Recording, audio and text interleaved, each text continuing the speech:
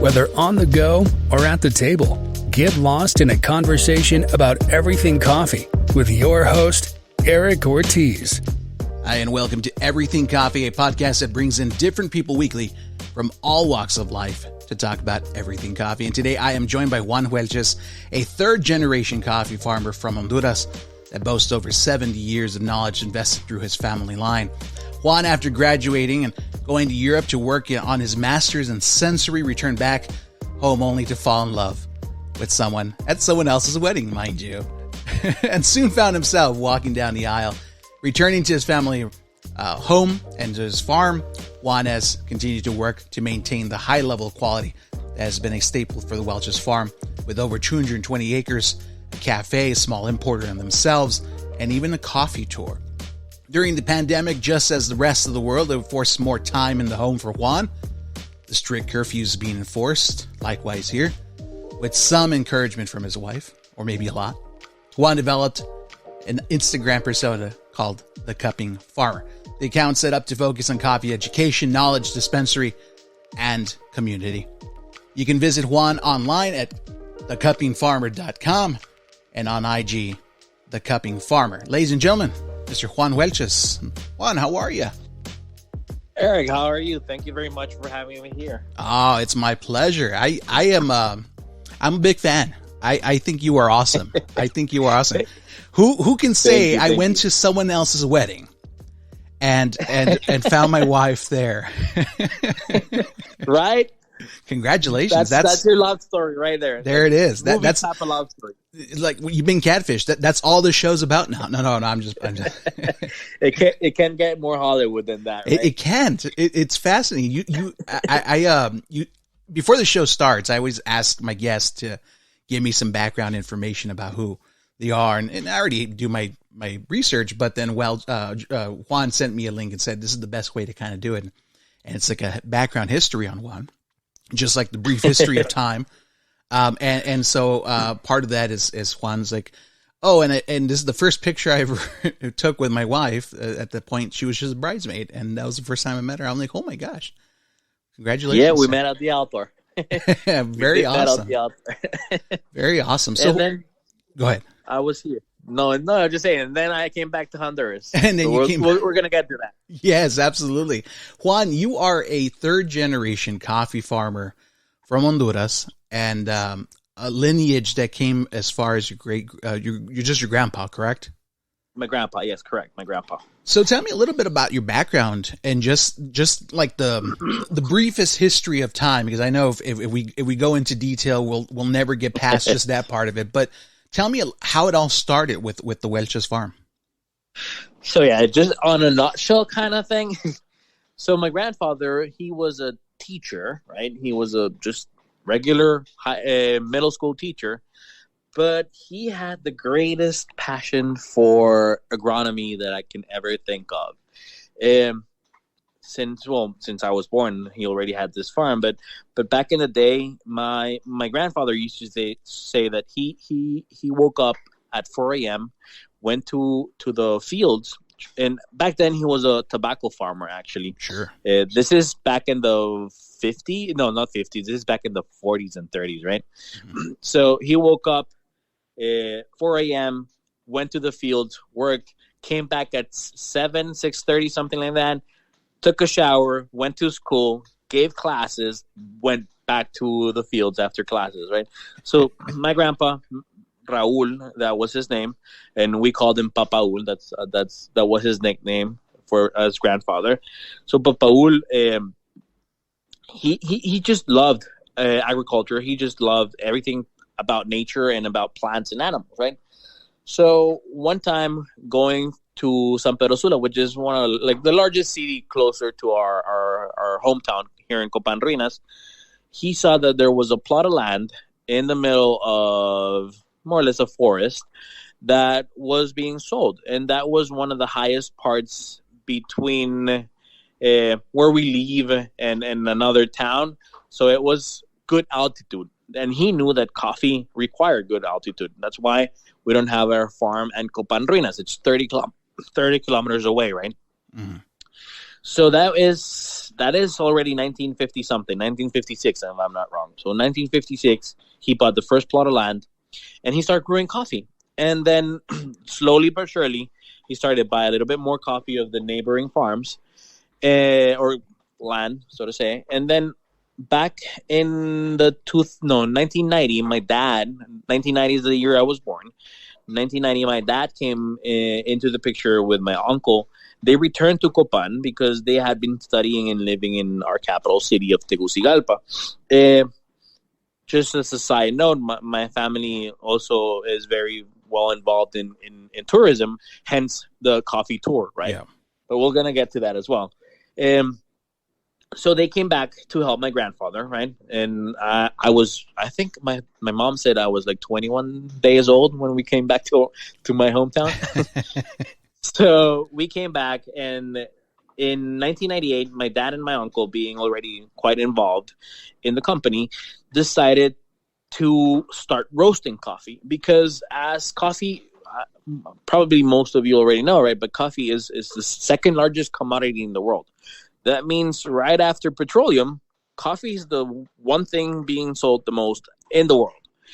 So what that translates to is that coffee prices are super volatile and very, very inconsistent. Some years are great, some years are really bad. And I guess back then, price of coffee was not that bad. Was very bad. So they decided to roast coffee because at the end of the day, like anything, like the raw material of something is way cheaper than if you get, a finished product like coffee, a cup of coffee, right? So we started roasting coffee back in 1998. And where my grandparents' house was in Copan, that started like a local little coffee shop. It was actually the very first coffee shop in my hometown. We're still much of a small town. It's only 10,000 people in Copan, counting me, right? But so they started this little coffee shop, and that's how the brand Café Welchez actually started. A couple of years later, well, not a couple, like almost a decade later, in 2014, we decided to kind of revamp the brand. We gave it another look, and then we opened a second coffee shop in San Pedro Sula, which is the second largest city in Honduras. And that is more or less when things really got started to develop to the point where we are today. Now we have 4 different coffee shops in the country.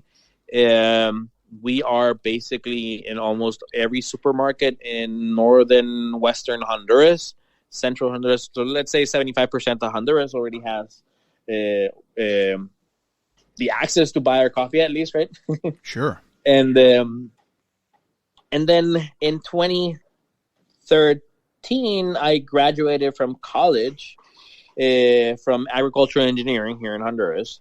So I started at my farm as back then it was more like a operations supervisor, more or less, because I still had to learn a lot basically about coffee. I learned a lot about agricultural engineering at college, but you know how in college you learn a lot, but it's not until you it's start all working. about the practical theory. Yeah, when you're actually out there. Well, Juan, tell me tell me a little bit about that college experience, because you did go out and get into the field, and like you said, you're the one and only member of your family right now that has a degree in agricultural engineering.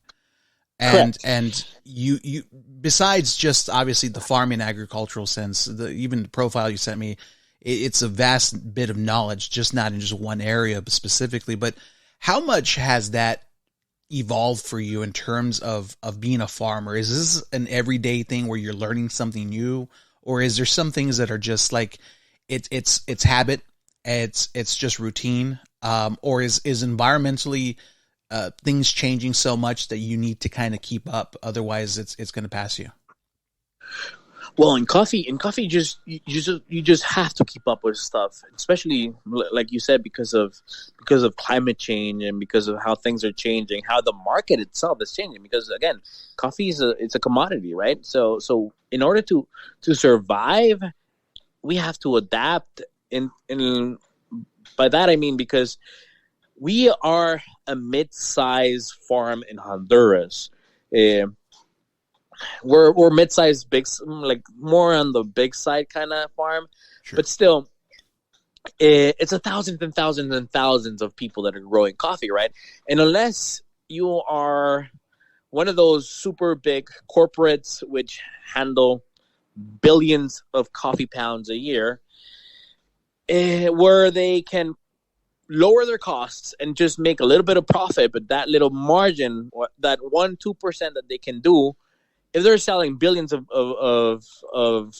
bags of coffee, it does make a profit, right?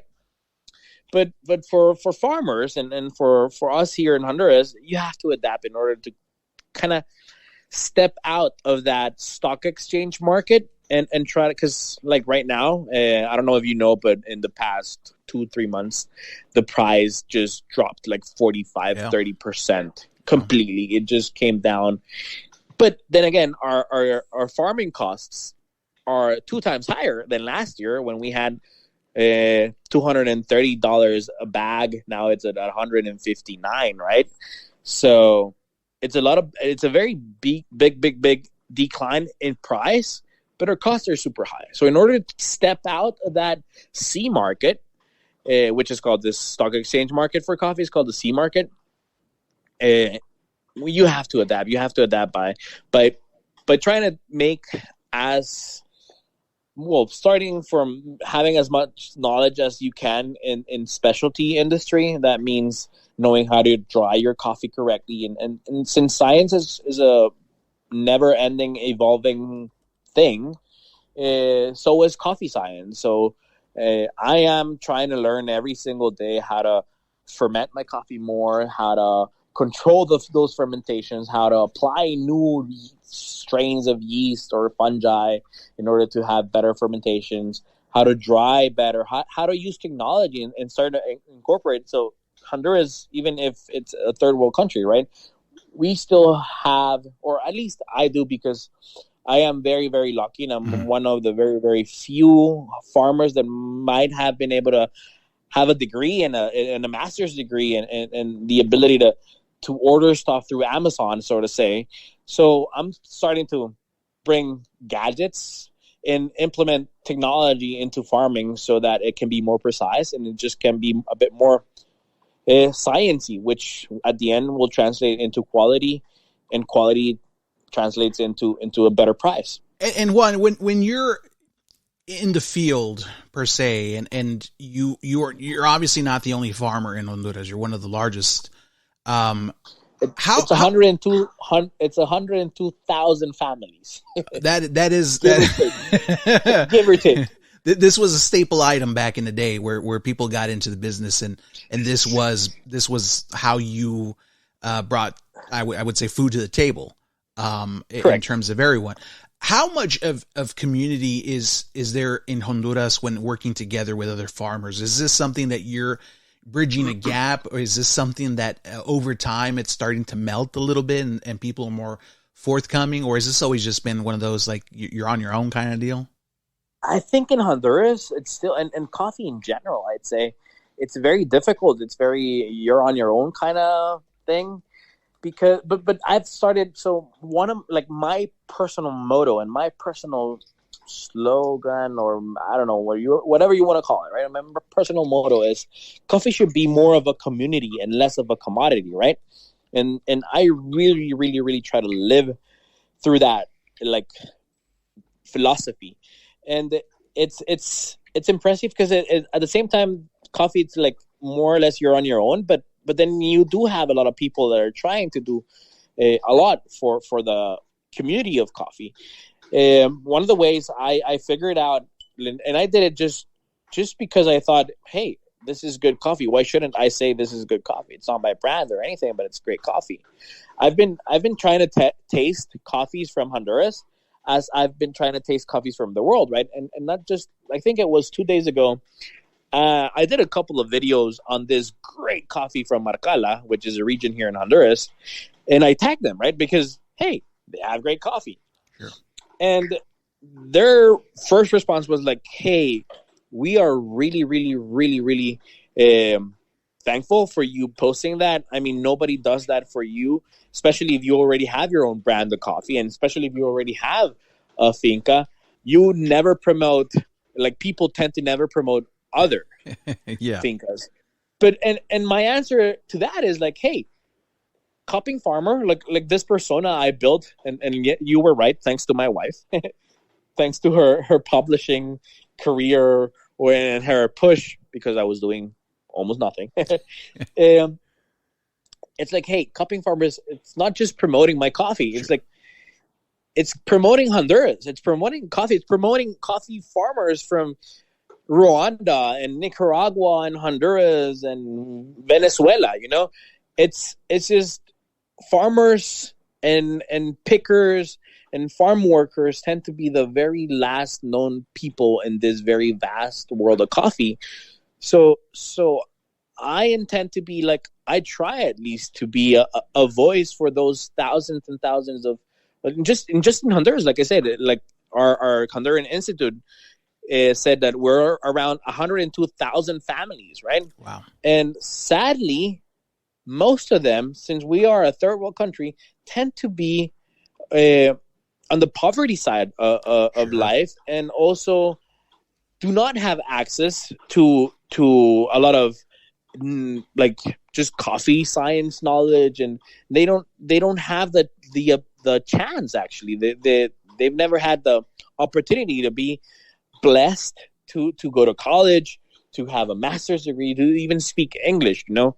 So it's just, I am trying to be a voice for those people who tend to be forgotten along the side, along the this world of coffee. And even farmers, without pickers, we're nothing. Yeah. Oh, right. Yeah. Like I honestly say and believe that the true heroes of the entire coffee world are the pickers. Yeah. Yeah. And this is going back into hunter-gatherer times. A lot of that just invested knowledge of knowing your land and knowing even contrast of colors. And it's a fascinating science when it comes down to picking, because it's not just I'm going to grab this, grab that. There's actual knowledge that goes into it. Instinct. There's actual knowledge. Yeah. When you go into this farming aspect of it, what's the one thing that just constantly just mystifies you about the world you're in terms of it? Like obviously this has now become routine for you. You're in coffee, you're passionate, but what's the one thing that just keeps bringing you back into it?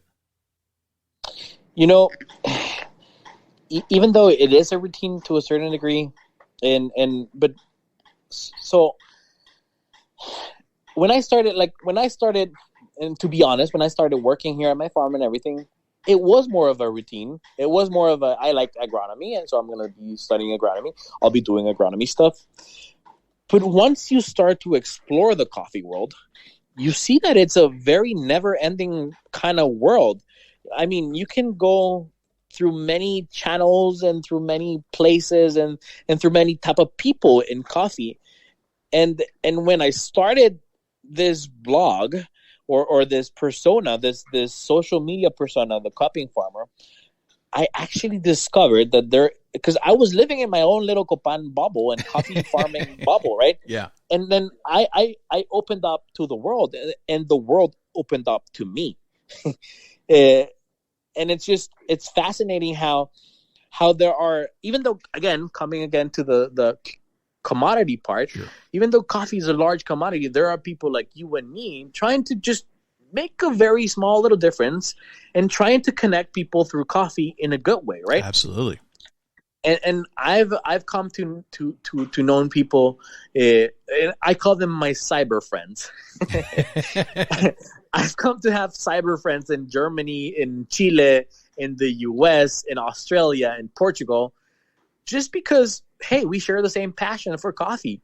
So that keeps on like holding me to this coffee world, to be honest, and trying to see what people are doing in Ecuador, or people are doing in Ghana, trying to better their quality of coffee, and trying to like talk with somebody that is in Ecuador and, hey, I saw that you were doing this process, right?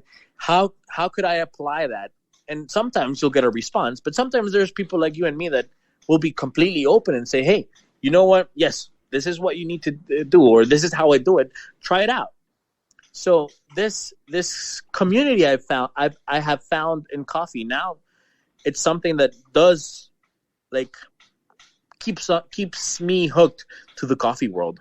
Absolutely. I've been I watch a lot of the videos you put up, and sometimes you actually go up live to actually broadcast these on Instagram. And I am always just in awe because individuals like yourself who are just subject matter experts in their field, who are just vast amounts of knowledge of what they're doing. And it's intoxicating in a way, because for me, I find it very romantic in the sense of the word, and how it's kind of coming off as passion. Because when I see someone as involved, as in depth, as knowledgeable, and just so lost in what they're doing, I find that so kind of just, it's a romantic notion of coffee, because it really takes you back to anything you're doing, whatever field you're an expert in or trying to become an expert in. It's just intoxicating to watch, because you're an expert in the field, and you're just dispensing this vast knowledge, and you do so in a way, Juan, that doesn't come off as, like I know better than you. I'm going to teach you the right way, right?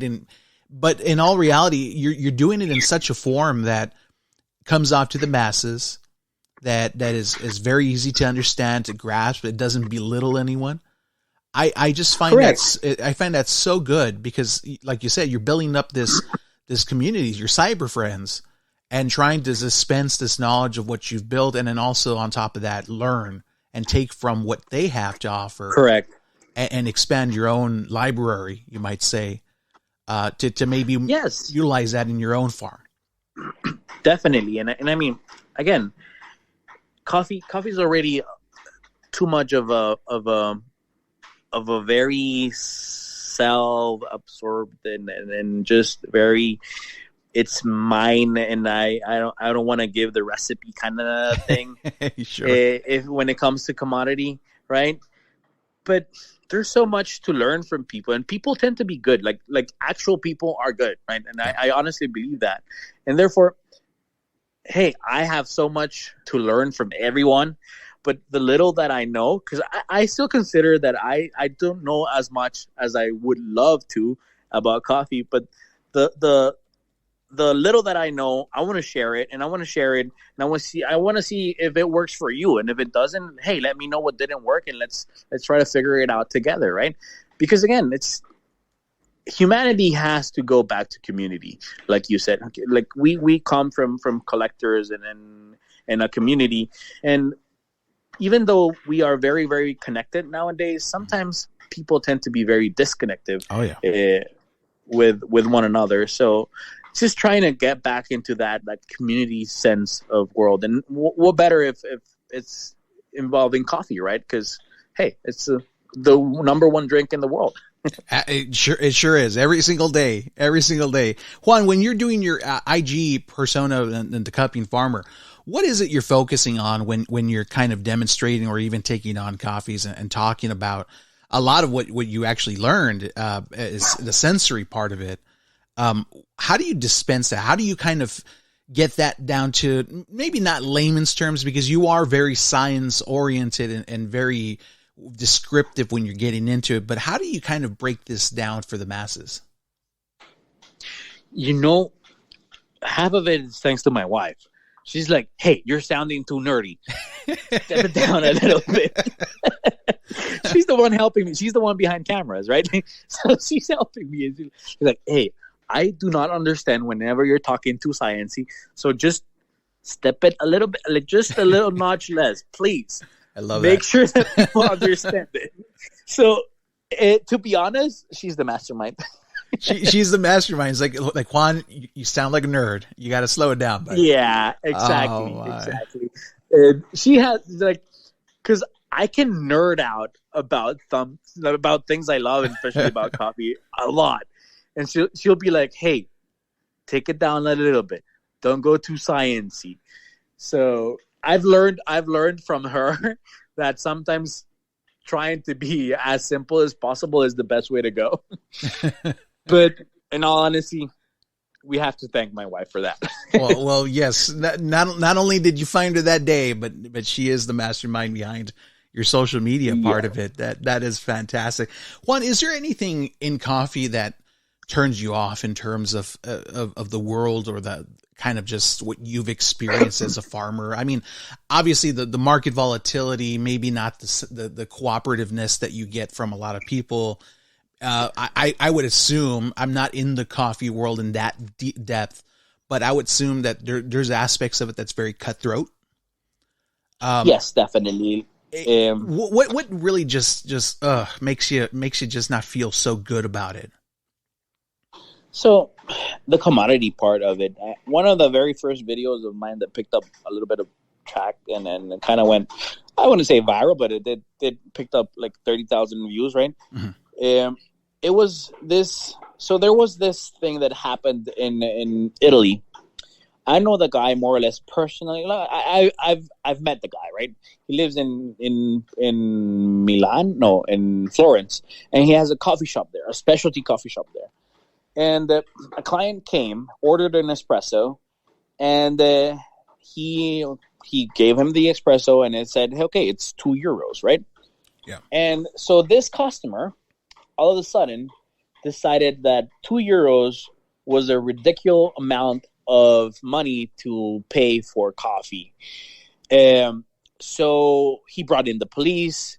They shut down the coffee shop for like half a day. Wow. He got a fine of €1,000 because he was not displaying the cost of that espresso visually. But then again, he said, "Hey, it's COVID. I have a QR scan there. Just scan it and you'll see the prices. All the prices are there." But long story short, he got a fine for selling a €2 espresso. Wow. €2 are around 60 lempiras. 60 lempiras in Honduras can mean 60% of what somebody earns a day, right? So €2 is not, it's like for first world countries. And I'm not trying to say that like people are rich all over the first world countries, but the chances of earning €2 in Europe are way higher than what people get paid here in Honduras, sure. Right? And when you disconnect from what you are eating, and by that I mean not just coffee, but everything that you put in your mouth has thousands and thousands of hands taking care of that before you eat that, right? Mm-hmm. Being a carrot, being a Burger King burger, or a coffee. It's all right? Touched by so many people. It came from some farmer somewhere on the planet. Mm-hmm. And forgetting that hey, every time I have to grow corn, I have to grow coffee, I have to grow or cattle or whatever you want to call it, right? That's families being fed, and usually crops come or the commodity crops come from third world countries, right? So when people go to a specialty coffee shop and they expect to get very cheap coffee, that is cutthroat for me, because I know that I can't speak for all of them, but I know that many specialty coffee shops, they do rely on that relationship coffee kind of model. Sure. Like trying to know their farmers, trying to know where that coffee comes from, trying to better lives and in origins, like we call them, right? So when people disconnect from knowing that your coffee is probably from a third world country where many people, just pickers, for example, are battling day to day trying to survive, and you would say that €2 is just a ridicule amount of money to pay for it. That does get in my nerves. It just sets behind the whole movement of the relationship of the farmer with the cafe bringing in that coffee, just because it offsets it. It completely just undoes that partnership and that work that they do to kind of promote someone that's a little smaller and not corporate owned. It is, Correct. yeah, it's infuriating. And I can imagine that there's, that's just one example. And I'm sure there's a lot of things that can really set you off in terms of the world of coffee. Sure. What's the one thing that brings you back? And I want you to think back to your family line and your grandpa and how he's kind of formed this farm that now you're part of and this family heritage. Is this something that you're hoping that will be the legacy that you leave behind in terms of, I want to stay in this forever? Or is this something that where you're hoping to expand and maybe pass this along, but then you move on to help others or do something vastly different? So, no, I do wish to stay in this until I'm 99.99 years old. But at the same time, with the cupping farmer, right? Sure. I've been able to reach more places than I thought. So I do want, I'm still boots on the ground here at the farm, but I'm open to just kind of help people, not just in my country, but in Central America or in Africa or wherever there are coffee farmers in the world. I still want to try to help them. And if there's any way I could, I'll definitely get on a flight and go there, so to say. But at the same time, I do want my coffee to my coffee farm and my coffee brand to just persist throughout time. And that is part of my legacy. I want to leave my children and my grandchildren. I want my grandchildren to remember me as I remember my grandfather, as this guy that was just bonkers about agriculture and coffee, right? And that's why, I don't know if you've noticed, but most of the times I'm wearing a khaki shirt on my videos. Mm-hmm, mm-hmm. That's because my grandfather used to only dress in khaki.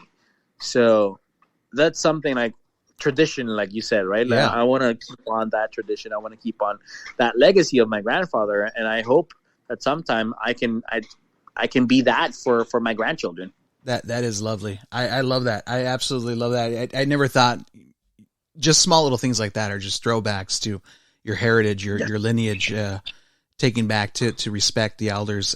Juan, I love to do this with my guests because we're getting closer to the holiday season. We're already in it. We're getting closer to the main day here for some, and of course leading up for many more. But tell me a little bit about just a memory, whether it be one or two memories of you and coffee with family, or just a great moment in life that was shared around a cup of coffee. Let me think about this. There's so many. So, I know there's probably so many. Yeah, exactly. There are great memories with my grandfather, for example. Just him. And sadly, to be honest, this is more like a sad but still happy thought. Yeah. I decided to be an agriculture engineer when my grandfather died, because I remember he loved this, right? And he always asked himself. And back then I was 15, so I was a teenager. I was a teenager, right? And teenagers tend to be dumb in a way. And I don't want to say that, but teenagers are teenagers, right? And my thing is, my grandfather never knew I wanted to be an agriculture. He knew I loved animals and I loved plants, but he never actually knew that I was an agriculture. I wanted to be an agriculture engineer. But I remember many, many days and many times that I came with him to the farm, and he tried to not push, but he tried to say, "Hey, look, this is yours. This could be you one day. Let's have a cup of coffee. Let's go to at 5 a.m. in the morning." Back then it was, I got to wake up at 5 a.m. in the morning. But he was like, "Hey, wake up 5 a.m. in the morning. Yeah. Let's grab some coffee. Let's just pour in milk directly from a cow and drink it." And those are the small little memories I do have of my grandfather while being at the farm that just are inspiring still in a way. And then a great moment in coffee for me personally one of them was when I got invited to South Korea this year. Like, I never thought that because people could see what I think is my knowledge in coffee. That, again, I think it's still, I still have 1,000 times more to learn, but I've been appreciated to say, hey, you're the guy I want at my conference in South Korea to speak about Honduran coffee. That was a very like self-pat in the back kind of moment for me. Sure. That was, hey, okay, I guess I do know a bit more than I thought. just a tad. Just being able to like do that throughout my social media and do that throughout like my sharing of knowledge, and somebody just appreciating it and just paying for everything to go to South Korea. That was a special moment for me in coffee, because they say coffee takes you places. That's one of the very first far places coffee has taken me. Literally, it's taking you places. Yes. Yes. Juan, I am just awed by you. I am inspired by you. I find you fascinating, and this time that we've had together, it's way too short. We've only scratched a little tip of it. However, I will say, if you're interested in hearing more of Juan, go visit coffeebreakpod.com. He did a 2-part interview with Jose and Christian over there at their podcast, and a lot more in depth, a lot more nerdy, you might say. Yes. 2 shows, different aspects of it. I like getting in with Juan a little bit more about him, and then they got more in with Juan, the history, the science behind what he does, and I think that was a great interview with them, and as well as with you. But Juan, where can people find you online? Well, especially on my Instagram blog or Instagram page, that's where I'm most active at. It's The Cupping Farmer, right? And don't be afraid to just send a DM, and I'll gladly share anything I can with everyone, or knowledge or anything, actually, right? You can find me there. Same thing for TikTok, which I still don't understand quite a bit. You're not the only one. I guess that's where you know that you're not that young anymore. You're gonna have to do some dances out in the field, Juan. That's what it is. I think that's what TikTok is, dancing. I'm trying not to do that though. But yeah, The Cupping Farmer in Instagram or TikTok, and then I do have a webpage, which is I'm not that good in webpage, so I'm still trying to figure it out. We'll get you there, but definitely The Cupping Farmer on Instagram, and then I'll on the show notes we'll include everything on your links on your link tree as well. Thank you. Juan, you have been amazing, and I wish we had more time to just really go over everything, and hopefully in the future we'll do it all over again, my friend. Yes, definitely. Whenever you want, I'm just a DM away. Or Absolutely. Well, no, now you have my WhatsApp. So I'm just definitely. Away. Juan, thank you so much for being part of the show, and don't forget to subscribe to Everything Coffee on Apple, Spotify, or anywhere else you get your podcasts, and follow us on Instagram at everything.coffee.podcast, and check out our website at everythingcoffee.podbean.com. And thank you for listening and doing your part in supporting local businesses in your city and around the world.